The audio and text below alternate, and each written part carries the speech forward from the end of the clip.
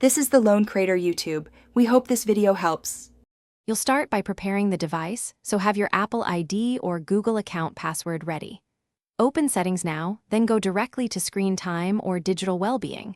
This is where purchase controls live. Once in, locate the section labeled iTunes and App Store or Purchase Approvals. That's the first actionable step. You're doing this to ensure unwanted charges stop and to centralize control. Make sure to stay signed into the correct account. If you use family sharing, pick the organizer account to proceed. Now you'll change the actual setting. Choose Require Password, Require Approval, or Ask to Buy depending on your platform.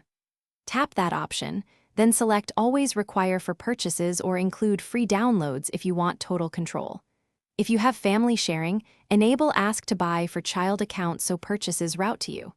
Once done, confirm the setting applies to in-app purchases and subscriptions. Sometimes they're separate. This prevents accidental charges and explains why children or other users can no longer buy without your explicit approval. Finish by testing the change. Try a free app or $0.99 purchase to verify the device prompts for a password or approval. If it doesn't, sign out and sign back into the account, then recheck screen time or purchase settings. Sometimes a relog resolves sync issues. If problems persist, restart the device and install any pending OS updates.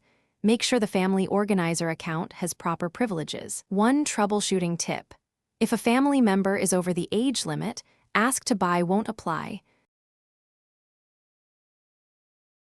Thanks for watching. Consider subscribing if we helped you.